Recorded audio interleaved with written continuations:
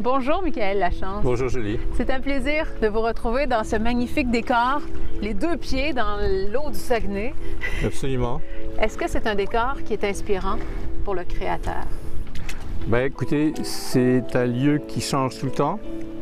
Vous regardez à droite, il fait soleil, à gauche il pleut, au milieu il y a des ombres.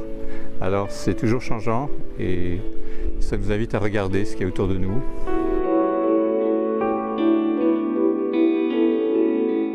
Il y a toujours des rencontres marquantes dans le parcours d'un écrivain. Oui.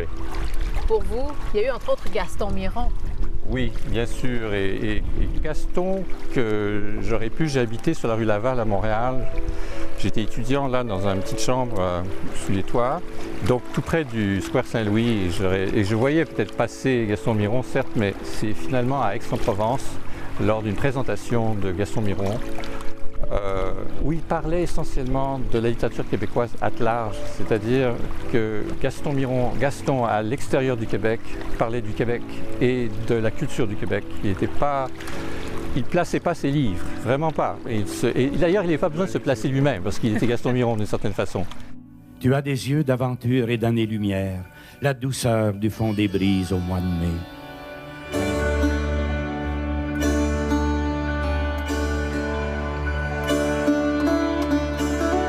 Qu'est-ce que c'est exactement?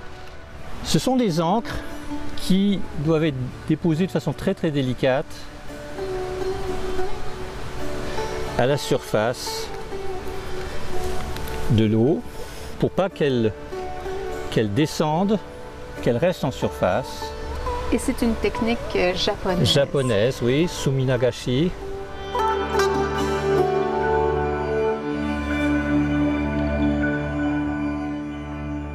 Vous êtes un créateur boulimique. Oui, absolument. Et j'ai un sentiment d'inexistence inaccomplie qui fait que j'ai besoin d'avoir un boulet à mon pied, si vous voulez, qui s'appelle le livre.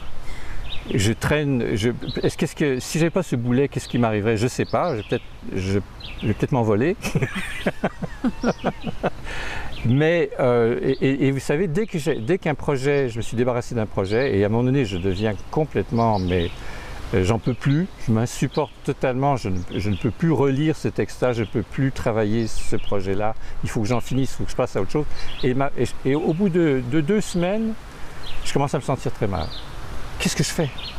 Et il faut que je me réinvente un nouveau boulet. Et en fin de compte, là, vous ne le voyez pas, et peut-être la caméra le montrerait, mais j'ai 2-3 boulets invisibles qui traînent à ma patte.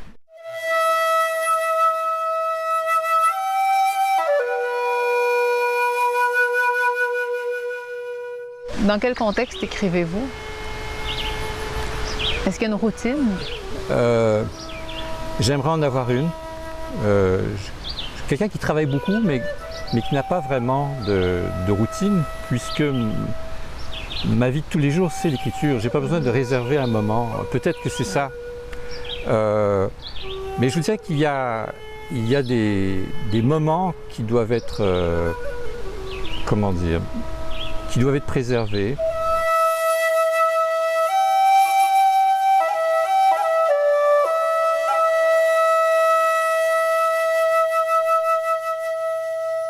Il faut que vous ayez ce petit moment où vous êtes laissé à vous-même. Et c'est une drôle de façon de le dire, mais votre cerveau va vous faire des cadeaux. Il va vous donner une phrase. Il va vous laisser apercevoir quelque chose.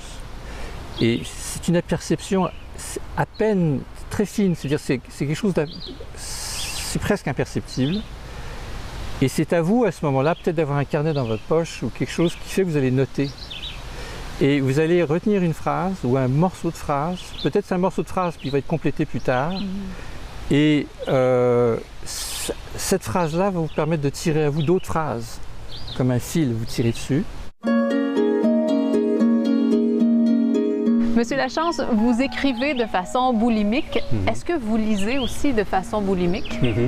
Et qu'est-ce que vous lisez en ce moment? J'ai relu pour la 6e ou 8e fois Béante. de Marie-André Gill. Je trouve ce livre tellement accompli que j'ai le sentiment que je dois tout réapprendre. Absolument. Des fois, vous êtes face à... Vous voyez quelqu'un qui aborde le langage avec une forme de... comme une fronde, avec une audace, qui en même temps, il laisse des petits scintillements. C'est juste, c'est... Et c'est ça qui est merveilleux. Je crois qu'il n'y a pas une œuvre d'art. Donc on parle de poésie, peinture, musique. Une œuvre d'art, ça vous donne la création, ça vous donne envie de créer. Puis en même temps, ça vous renvoie à un désir de recommencer à zéro.